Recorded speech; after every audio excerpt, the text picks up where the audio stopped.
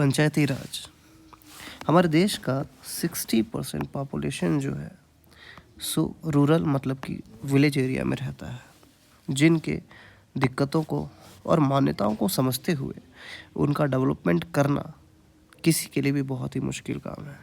Central government से सीधा local level government पे पहुंचना किसी डेवलपमेंट का बहुत ही मुश्किल काम है।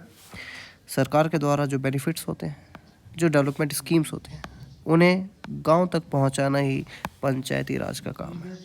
पंचायती राज एक्चुअली एक लोकल सेल्फ गवर्नमेंट है, जिसमें कि 5 लोग की असेंबली होती है जो कि एक लोकल लेवल पे रूल करते हैं। और ये 5 लोग वो लोग हैं जो कि उस गांव के लोगों की प्रॉब्लम्स को, मान्यताओं को समझते हुए, उन लोगों की रिस्पेक्ट करते हुए डेवलपमेंट स्कीम्स को लागू करें, उनकी बातों को समझें। हम समझते हैं कि ये जो 5 लोग हैं, ये उन्हीं गांव के लोगों में से 5 वो लोग हैं जो कि बहुत ही रिस्पेक्टेड लोग होंगे, बहुत ऐसे लोग होंगे जिन्हें उन्हीं गांव के लोगों ने अपने स्वयं चुना होगा। एक तरीके से हम ये बताते हैं कि जब कॉन्स्टिट्यूएंट असेंबली बन रहा था तो इस टाइम पे गांधी जी और अंबेडकर जी के बीच में डिस्कशन चल रहे थे। अंबेडकर जी का कहना था कि ये जो पंचायती राज सिस्टम है सो सही नहीं है, जबकि गांधी जी का कुछ और कहना था। गांधी जी का मान्यता था कि एक डिसेंट्रलाइज फॉर्म ऑफ डेमोक्रेसी है पंचायती राज। इसका ये मतलब, सेंट्रलाइज का मतलब एक जगह केंद्रित, कोई पावर का एक जगह इकट्ठा हो जाना। डिसेंट्रलाइज डेमोक्रेसी का मतलब डेमोक्रेसी को गांव-गांव तक देश के अलग-अलग कोने में फैला करके फिर उसे कंट्रोल करना, ये डिसेंट्रलाइज्ड फॉर्म हुआ। एक्चुअली ये एक अच्छी नीति भी थी, लेकिन अंबेडकर जी के जो फैक्ट्स थे, जो अंबेडकर जी ने बताए थे, वो भी अपने आप में सही थे। जैसे कि कास्ट ऑपरेशन हटा देना चाहिए, जो कि कभी पॉसिबल नहीं है गांव से हटना। जो गांव में जो कम्युनिटीज़, जो ब्राह्मणिज्म और जो जातिवाद जो चल रहा था उस टाइम पे, उस हिसाब से अंबेडकर जी भी अपने पॉइंट पे एकदम सही थे। इनका मानना था कि अगर कोई लीडर अगर चुना जाता है तो वो ज़्यादा चांस है कि वो जो लीडर है वो ब्राह्मण, राजपूत, क्षत्रिय, भूमिहार, ऐसा कोई जनरल कैटेगरी का होगा, जो कि किसी लोअर कैटेगरी पे प्रेशराइज करेगा और अपना हक जताएगा। गांधी जी का इस जातिवादी से कोई लेना देना या कोई ऐसा थॉट नहीं था। उनका बस ये मान्यता था कि जो डेमोक्रेसी है वो गांव तक पहुंचे और सरकार के स्कीम्स अच्छे से लागू हो सके। इसीलिए पंचायती राज गांव में आए और गांव की तरक्की हो। ये जो पंचायती राज है सिर्फ गांधी जी के बात से ही सही नहीं था, ये एंशिएंट टाइम से हमारे देश में चलता आ रहा है। जब किसी लोकल कम्युनिटी को कंट्रोल करने वाला कोई सिस्टम नहीं था, कोई राजा नहीं था, तो उस टाइम पे हर एक ट्राइबल कम्युनिटी का मान लो एक लीडर हुआ करता था।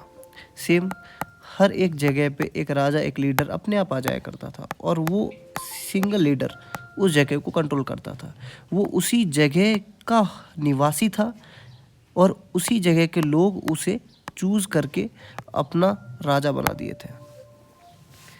सेम इसी को हम एक तरीके से लोकल लेवल पे सरपंच बना देते हैं और पंचायती राज चला लेते हैं, ऐसा बोल सकते हैं। तो गांधी जी का कहना था कि पंचायती राज आना चाहिए, बट अंबेडकर जी का कहना था कि पंचायती राज नहीं आना चाहिए। ऐसा इसीलिए क्योंकि जो जाति जो कि दबे हुए हैं उनकी बातों को इग्नोर किया जाएगा। जो नैरो माइंडेड पीपल हैं, जो कि अपर कास्ट, जो जनरलिज्म जो चल रहा था, जो कम्युनलिज्म जो चल रहा था, वो कहीं ना कहीं SC ST कम्युनिटीज़ को दबा देगी और भी। तो इस कारण लेकिन गांधी जी को इसमें ज़्यादा मान्यता दिया गया, उनके पॉइंट्स को ज़्यादा वैल्यू दिया गया। और हमारे संविधान के पार्ट 4 में DPSP में, directly principles of state policy, इसमें ऐड कर दिया गया आर्टिकल नंबर 40 में पंचायती राज को। ये जो DPSP है ये नॉन इन्फोर्सिएबल है। नॉन इन्फोर्सिएबल है। नॉन इन्फोर्सिएबल का ये मतलब होता है कि ज़रूरी नहीं कि स्टेट्स ये चीज़ करे ही, और इसीलिए आर्टिकल 40 में ये होने के बाद भी कि पंचायती राज को ये ऑर्गेनाइज करना चाहिए, एक से सजेशन था कि करना चाहिए, लेकिन ज़्यादा अच्छे से हमारे देश में लागू नहीं हो पाया, फैल नहीं पाया, गांव-गांव तक ये पहुंच नहीं पाया, क्योंकि ये नॉन इन्फोर्सिएबल था।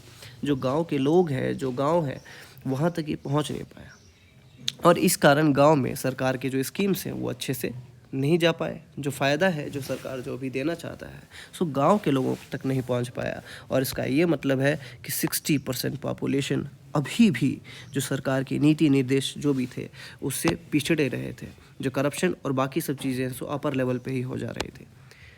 क्या किया गया कि 5 ईयर प्लान का फ़ायदा उठाते हुए 1951 में हमें पता है कि 5 ईयर प्लान स्टार्ट हुआ था देश का। ये 5 साल का एक ऐसा प्लान था जिसमें कि कुछ फिक्स पॉइंट सरकार डिसाइड करता है, उन पॉइंट्स पे बस डेवलपमेंट करता है और देश का तरक्की कोई एक फिक्स डायरेक्शन में करता है। 1951 में स्टार्ट हुआ था वैसे तो 5 ईयर प्लान, लेकिन 1952 फर्स्ट 5 ईयर प्लान का हिस्सा था 1951 से 1956।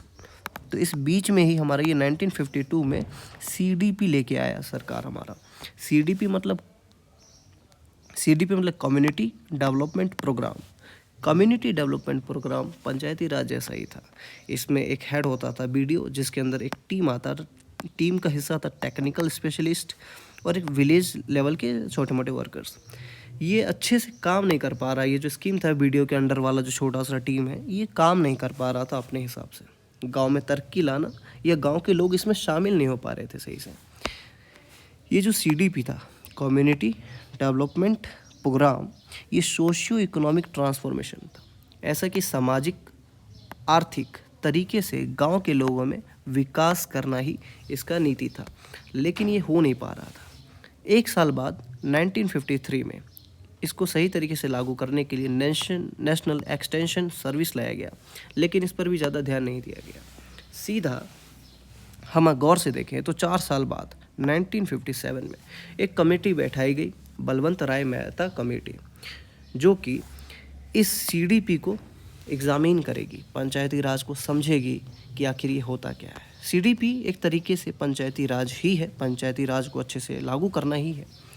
तो बलवंत राय मेहता कमेटी का कहना था कि जो CDP प्रोग्राम जो कि 1952 में स्टार्ट हुआ था, वो BDO के अंडर वाला टीम वाला वो जो फेल हो गया, उसके पीछे का क्या कारण था।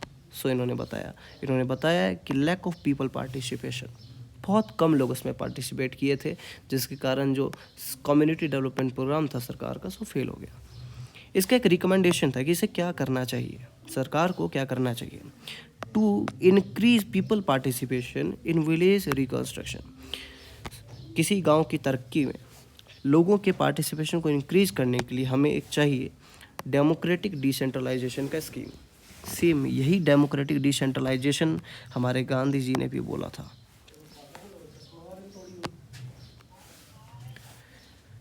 ये जो बलवंत राय मेहता कमेटी है, ये एक 3 टायर पंचायती राज सिस्टम के बारे में बात करता है, जो कि डिस्ट्रिक्ट, ब्लॉक और विलेज 3 टायर में काम करता है। डिस्ट्रिक्ट लेवल पे जिला परिषद और ब्लॉक लेवल पे पंचायती समिति और विलेज लेवल पे ग्राम पंचायत। जिला पे एक मीन्स डिस्ट्रिक्ट लेवल पे जिला परिषद, ब्लॉक लेवल पे पंचायत समिति, विलेज लेवल पे ग्राम पंचायत।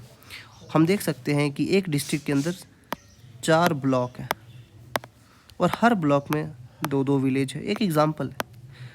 एक तरीके से ये 3 टायर गवर्नमेंट सिस्टम था। जो डिस्ट्रिक्ट लेवल पे जो हेड होता था वो डिस्ट्रिक्ट कलेक्टर होता था, जो कि चेयरमैन होता था जिला परिषद का। हम देख सकते हैं एक चीज़ कि ब्लॉक लेवल पे पंचायत समिति था, उसका हेड BDO हो सकता था, लेकिन जरूरी नहीं कि BDO ही हो, सरकार के द्वारा चुना गया कोई व्यक्ति होगा। जो ग्राम पंचायत होता है विलेज लेवल पे, इसमें जो हेड होगा वो सरपंच होगा। और इस तरीके से जो CDP था, कम्युनिटी डेवलपमेंट प्रोग्राम, उसे अच्छे से 3 टायर पंचायती सिस्टम में बदलने का काम किया था बलवंत राय मेहता कमेटी ने। इन्होंने बताया कि जो पावर, रिसोर्सेस, रिस्पॉन्सिबिलिटी, प्लानिंग और डेवलपमेंट, इसे अच्छे से पूरा बेस लेवल तक ट्रांसफ़र करना बहुत ज़रूरी है सेंट्रल लेवल से। ठीक 1958 में नेशनल डेमोक्रेटिक काउंसिल ने इसे एक्सेप्ट कर लिया। एक्चुअली जो बलवंत राय मेहता कमेटी था, ये सब रिकमेंडेशन इन्होंने दिया कि 3 टायर पंचायती राज सिस्टम होना चाहिए, एक पावर को, रिसोर्सेज को एकदम अच्छे से डेवलपमेंट करने के लिए, एकदम कोने कोने तक पहुंचाने के लिए। और इस रिकमेंडेशन को जो बलवंत राय मेहता कमेटी ने दिया था, इसे 1958 में नेशनल डेवलपमेंट काउंसिल ने एक्सेप्ट कर लिया। और इसने बोला कि तुरंत ही जो बाकी जो स्टेट्स हैं वो इसे लोकल कंडीशंस पे, अपने लोकल कंडीशंस, मतलब ज़रूरी नहीं कि वो हमारे हिसाब से चले, अपने ज़रूरत के हिसाब से लोकल कंडीशंस पे अपने गांव में, जो स्टेट्स के अंदर जितने भी गांव आते हैं उनमें लागू करवा सकते हैं पंचायती राज सिस्टम। जो पंचायती राज था, सबसे पहला राजस्थान स्टेट था जिसने पंचायती राज को लागू किया। उसके बाद उससे ठीक बाद आंध्र प्रदेश आया, फिर यूपी आया, फिर महाराष्ट्र, कर्नाटक, फिर तमिलनाडु। एक सीक्वेंस में ही सबसे पहले राजस्थान, आंध्रा, फिर यूपी, महाराष्ट्र, कर्नाटक, फिर तमिलनाडु। 1960 तक, 1958 में से मंजूरी मिल गई थी। जस्ट 2 साल के अंदर राजस्थान के बाद कई सारे स्टेट्स ने इसे लागू कर दिया। पंचायती राज अलग स्टेट्स के लिए अलग अलग तरीके से काम करता था। किसी में टेन्योर अलग था, फंक्शन अलग था, फाइनेंशियल अलग था, कंपोजिशन अलग था। कहीं कहीं 3 टायर ना हो करके ये 2 टायर हुआ करता था, 4 टायर हुआ करता था, डिफरेंट था। जो स्टेट्स हैं उनमें 73rd CAA और 74th CAA लाया गया। CAA मतलब कॉन्स्टिट्यूशन अमेंडमेंट एक्ट।